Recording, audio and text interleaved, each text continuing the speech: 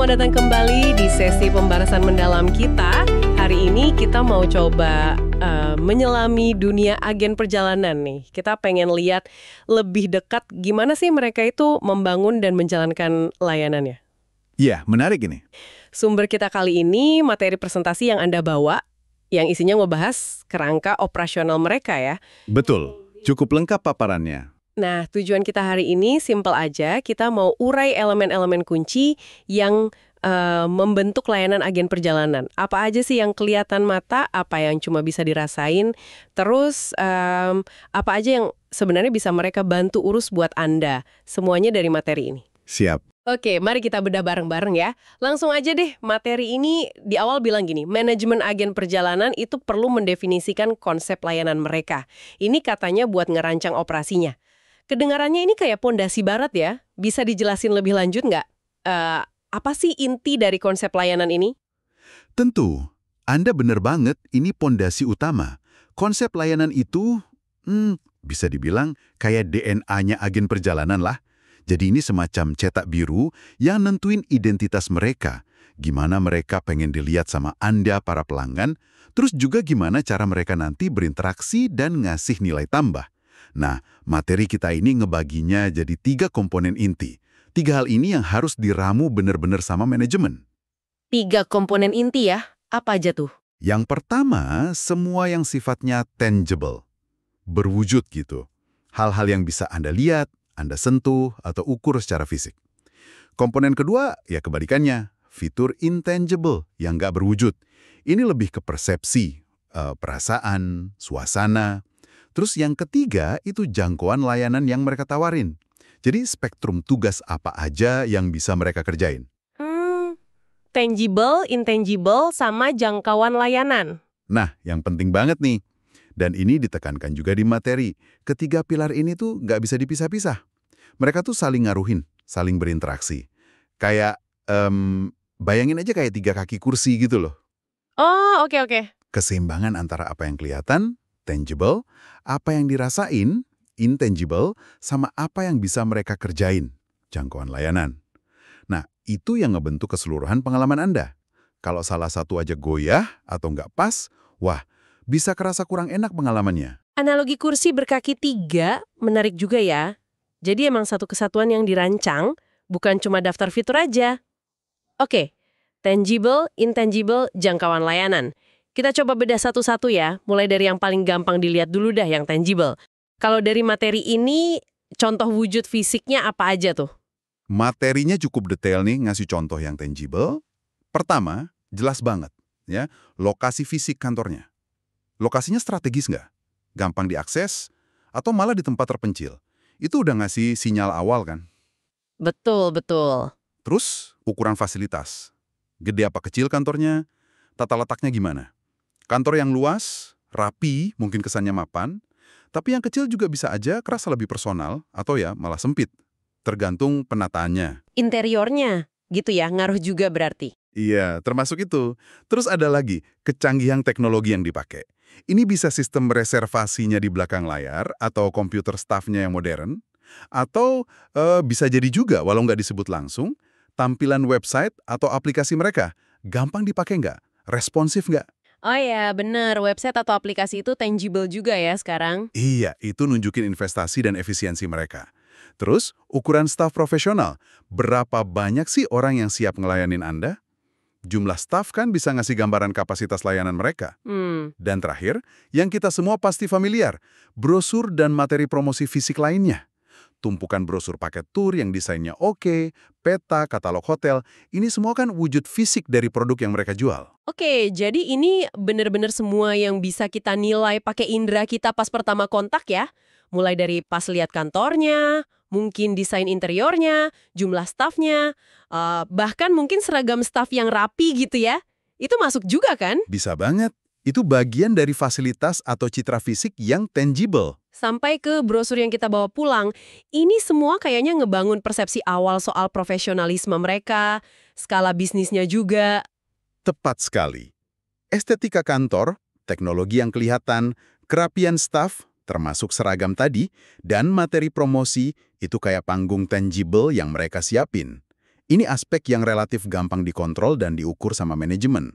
Mau kelihatan modern, mewah, efisien, atau ramah buat keluarga, semua bisa dicerminin lewat elemen tangible ini. Tapi kan, pengalaman kita seringnya lebih dari sekedar yang kelihatan ya. Nah, disinilah pilar kedua masuk, yang intangible, yang nggak berwujud. Ini seringkali justru yang paling nempel di hati, benar nggak? Nah, itu dia. Anda nyentuh poin krusial. Fitur intangible ini emang susah diukur, tapi sering banget jadi pembeda asli dan bikin pelanggan balik lagi. Materi kita ini nyebutin beberapa elemen kunci. Pertama, citra agensi atau image. Reputasi gitu ya? Ya, lebih dari sekedar logo atau warna ya. Ini reputasi keseluruhan mereka di mata publik. Dikenal bisa diandelin nggak? Inovatif? Atau jago di tujuan tertentu? Atau mungkin harganya bersahabat? Ini dibangunnya lama dari pengalaman banyak orang. Oke. Citra. Terus apa lagi? Yang kedua, atmosfer atau suasana. Ini menarik nih, karena sumbernya ngebagi lagi. Ada atmosfer dari fasilitas fisik, contohnya pencahayaan yang hangat, musik yang enak didengar, kursi tunggunya nyaman. Oh, suasana ruangannya gitu ya? Betul. Tapi yang nggak kalah penting, atmosfer layanan dari interaksi stafnya. Nah, ini dia nih. Gimana Anda disambut? Stafnya kelihatan tulus mau bantu nggak? Proaktif, sabar nggak jawab pertanyaan kita yang kadang banyak? Wah, iya. Keramahan itu penting banget. Banget. Keramahan, empati, profesionalisme staf itu inti dari atmosfer layanan. Ini kayak jiwanya tempat itu. Kualitas pelayanannya di sini nih diukurnya. Bener banget. Kadang kita balik lagi ke suatu tempat ya karena orangnya enak diajak ngobrol, ngerasa dibantu. Persis. Terus elemen intangible ketiga yang disebut itu tingkat personalisasi. Personalisasi, maksudnya gimana tuh? Seberapa jauh Anda ngerasa layanan yang dikasih itu benar-benar buat Anda? Spesifik gitu. Stafnya ingat nggak preferensi Anda dari kunjungan lalu? Atau mereka usaha nggak sih buat ngertiin kebutuhan unik Anda? Atau ya cuma nawarin paket standar aja ke semua orang? Kemampuan bikin Anda ngerasa dikenal dan dipahami, itu personalisasi yang kuat banget efeknya. Ah, ini nih yang ngejelasin kenapa kadang kita milih satu agen padahal mungkin harganya sedikit lebih mahal ya. Ada rasa tertentu yang kita cari. Rasa nyaman karena suasananya, percaya karena citranya bagus, atau dihargai karena layanannya personal. Jadi, menurut materi ini, investasi di intangible kayak ngelatih staf biar ramah, bangun reputasi positif, itu sama pentingnya dong ya? Atau malah lebih penting dari sekedar punya kantor keren? Sangat mungkin. Materi ini kayaknya mau bilang kalau keseimbangan itu penting. Tapi elemen intangible seringkali ngasih dampak emosional yang lebih kuat dan awet. Kantor yang biasa aja, tapi pelayanannya luar biasa ramah dan solutif. Wah, itu bisa dimaafin banget. Yang intangible-nya kuat. Setuju. Sebaliknya, kantor mewah, tapi stafnya cuek, prosesnya kaku, nggak personal, ya pelanggan bisa kabur juga. Kualitas interaksi antar manusia dan persepsi merek itu sering jadi penentu utama kepuasan dan loyalitas di industri jasa kayak gini. Paham. Jadi tangible itu bangun panggungnya, intangible ngisi panggung itu pakai jiwa dan karakter. Oke, sekarang kita geser ke pilar ketiga, jangkauan layanan. Udah tahu gimana mereka ngelayanin dari fisik dan suasana, pertanyaan berikutnya kan, apa aja sih yang bisa mereka kerjain buat kita? Apa aja kemampuan layanan inti yang disebut di materi ini? Sip. Jangkauan layanan ini nentuin peran agen perjalanan dalam proses trip Anda. Materi ini nyebutin beberapa fungsi utama. Yang paling dasar banget ya, kemampuan reservasi. Ini tulang punggung operasional mereka lah. Mencakup pesan hotel, beli tiket pesawat, sama jual paket tur yang udah jadi. Ini fungsi transaksi yang klasik. Yang biasa kita lakukan ya, pesen-pesen gitu. Iya. Tapi banyak agen nggak cuman itu. Fungsi kedua, pengembangan rencana perjalanan atau konsultasi perjalanan. Nah, di sini peran mereka jadi penasihat. Anda bisa datang bawa ide kasar liburan, terus mereka bantu rancang itinerary detail. Mereka bantu milihin destinasi yang pas, ngasih rekomendasi kegiatan, semua disesuaikan sama minat, budget, dan waktu Anda. Wah, ini lebih dalam ya perannya. Iya, ini jauh lebih strategis dan nilai tambahnya tinggi. Di sini nih kreativitas mereka diuji buat bikin paket unik, nggak cuma perang harga tiket atau voucher. Ah, bener juga. Jadi nggak cuma jual yang udah ada, tapi bisa ngerancang dari nol bareng kita ya. Bisa banget. Terus fungsi ketiga, pengurusan dokumen perjalanan. Tergantung agensinya sama aturannya juga sih ya. Ini bisa bantu urus visa, ngasih info syarat paspor, atau dokumen lain buat perjalanan internasional.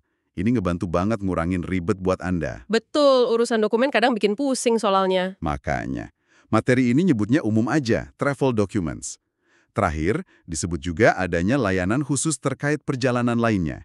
Ini kategorinya luas, nggak dirinci lagi, tapi bisa aja kayak jual asuransi perjalanan, ngatur sewa mobil di tujuan, antar jemput bandara. Oh, layanan tambahan gitu ya? Ya, atau bahkan layanan concierge buat kebutuhan spesifik pas Anda lagi jalan-jalan. Wah, jadi spektrumnya bisa lebar banget ya. Dari yang paling basic kayak pesen tiket sampai jadi arsitek perjalanan kita. Plus ngurusin perintilan kayak dokumen atau asuransi, aspek konsultasi ini kayaknya yang benar-benar ngebedain agen perjalanan zaman sekarang sama platform booking online biasa ya. Tepat. Kemampuan ngasih saran ahli, ngerancang solusi custom, nangani kerumitan. Itu nilai jual utama agen perjalanan yang nawarin jangkauan layanan luas. Ini ubah peran mereka dari cuma perantara jadi mitra perjalanan yang bisa dipercaya. Dan pilihan soal seberapa luas layanannya, itu juga bagian strategis dari konsep layanan tadi. Nah, ini semua kan kedengarannya kompleks ya buat dijalanin secara konsisten. Dan bener aja, materi ini nyenggol soal standarisasi prosedur operasional, OSOP gitu ya. Kenapa ini jadi penting? Bukannya standarisasi itu kesannya kaku ya, bisa nabrak sama personalization yang tadi kita omongin? Pertanyaan bagus tuh. Emang sekilas kayak paraboks ya, tapi sebenarnya nggak juga. Materi ini ngejelasin, meskipun detail SOP bisa beda-beda tiap perusahaan, tapi punya kerangka standar itu penting banget. Tujuannya bukan buat bikin layanan jadi kaku kayak robot, tapi buat mastiin konsistensi kualitas, sama buat jadi tolak ukur kinerja. Oh, jadi buat patokan gitu ya? Iya, dengan adanya SOP, manajemen punya cara buat mastiin tiap pelanggan dapat tingkat layanan dasar yang sama bagusnya. Bisa ngukur juga target kualitasnya nyampe apa enggak. SOP juga bantu ngurangin salah, mastiin nggak ada langkah penting kelewat, apalagi kalau prosesnya rumit. Materi ini ngasih banyak contoh aktivitas yang biasanya ada SOP-nya. Kalau kita kelompokin, ada 3 area utama deh. Apa aja tuh areanya? Pertama, interaksi dengan klien. Gimana staf jawab telepon, info standar minimal apa yang harus dikasih pas konsultasi, cara nanganin komplain, etika ngasih saran. Ini buat jaga profesionalisme komunikasi. Kedua, proses transaksi. Prosedur langkah demi langkah buat nerbitin tiket, voucher, nagih bayaran, billing, nyatet akuntansi, sampai sistem arsip dokumen, filing biar rapi, gampang dicari lagi. Ini penting buat akurasi. Bener juga biar nggak berantakan ya administrasinya. Betul. Ketiga, operasional internal. Alur kerja surat menyurat antar departemen, cara ngerencanain, dan evaluasi promo, proses bikin anggaran budgeting, metode analisis data pelanggan buat perbaikan layanan, bahkan gimana tim produk nyari info terbaru soal destinasi atau paket wisata. Waduh, banyak banget ya ternyata proses di belakang layar biar perjalanan kita lancar. Jadi SOP ini bukan buat matiin kreativitas atau personalisasi, tapi malah jadi fondasi kuat biar layanan jalan, efisien, dan bisa diandalin ya. Baru di atas fondasi itu, sentuhan personal sama solusi kreatif bisa dikasih gitu. Persis, analoginya gitu. SOP yang bagus itu netapin standar minimal kualitas dan efisiensi, mastiin semua mesin di dalam jalan lancar. Ini justru ngebebasin staf buat fokus ke aspek yang butuh sentuhan manusia, dengerin kebutuhan Anda, ngasih rekomendasi pas, bangun hubungan, tanpa khawatir ada langkah dasar kelewat atau nggak konsisten di proses inti. Jadi, SOP sama personalisasi itu bisa dan harusnya jalan bareng. Oke, dapat pencerahan nih soal SOP. Nah, setelah semua proses ini jalan dari konsep layanan, ngelola tangible intangible, nentuin jangkauan layanan sampai nerapin SOP, apa sih wujud paling nyata atau output sehari-hari yang biasanya kita terima sebagai pelanggan? Kalau ngomongin hasil akhir yang paling sering Anda pegang atau terima secara digital ya, materi ini nyebutin beberapa dokumen utama. Ini produknya lah. Yang paling umum, ya jelas, tiket pesawat, air ticket. Terus ada voucher hotel buat bukti nginep. Ya. Voucher tour kalau beli paket wisata, sama dokumen perjalanan lainnya, travel documents yang relevan. Kayak ringkasan itinerary, konfirmasi asuransi, atau dokumen pendukung visa kalau mereka bantu urus. Jadi itu ya hasil konkretnya? Iya, dokumen-dokumen inilah bukti nyata dari semua proses perencanaan, konsultasi, dan reservasi yang udah dilakuin agen perjalanan buat Anda. Hasil akhir yang tangible dari layanan kompleks tadi. Oke, gambaran lengkapnya jadi makin jelas nih. Ternyata ngejalanin agen perjalanan itu nggak sesimpel jual beli tiket atau paket ya. Ini kayak seni ngerancang konsep layanan yang utuh. Mereka harus pinter nyiimbangin antara yang kelihatan kantornya oke, teknologinya dukung, materi promonya menarik, tangible, sama apa yang dirasain pelanggan, citranya bagus, suasananya nyaman, pelayanannya ramah dan personal. Intangible. Betul. Dan di saat yang sama, mereka harus nentuin seberapa luas menu layanan yang mau disajiin. Dari cuman pesan dasar sampai jadi konsultan pribadi. Terus semua itu dijalanin pakai disiplin lewat prosedur standar, biar kualitasnya kejaga. Kompleks juga ya ternyata. Anda ngerangkumnya pas banget. Ngertiin semua elemen ini. Lokasi fisik, teknologi, atmosfer dari staf, seberapa personal rasanya, macam-macam bantuan yang ditawarin, sampai adanya proses internal yang rapi. Itu ngasih kita, sebagai pelanggan, kacamata yang lebih tajam buat nilai efektivitas dan nilai sebuah agen perjalanan. Ini negasin lagi kalau bisnis mereka tuh sebenarnya bukan cuma jual produk, tapi ngerancang dan nganterin sebuah pengalaman perjalanan yang utuh. Nah, ini jadi ngebawa kita ke pertanyaan penutup nih yang mungkin menarik buat Anda renungin di rumah. Setelah dengar semua komponen tadi, dari yang paling kelihatan sampai yang paling halus dirasain, coba Anda pikir deh, nanti kalau Anda berhubungan lagi sama agen perjalanan, elemen mana sih yang paling nentuin kepuasan Anda? Apakah tampilan fisik kantor dan canggihnya teknologi? Atau justru hangatnya senyum staf, reputasi baik agensi, dan perasaan kalau kebutuhan Anda benar-benar didengarin dan dipenuhin secara personal, intangible. Di luar soal harga tiket atau voucher hotel ya, nilai lebih apa sih yang sebenarnya Anda cari? Pertanyaan bagus buat direnungkan itu. Iya kan? Sebuah refleksi yang menarik buat dibawa pulang. Terima kasih banyak udah nyimak pembahasan mendalam kita kali ini. Sama-sama. Sampai ketemu lagi di sesi berikutnya ya.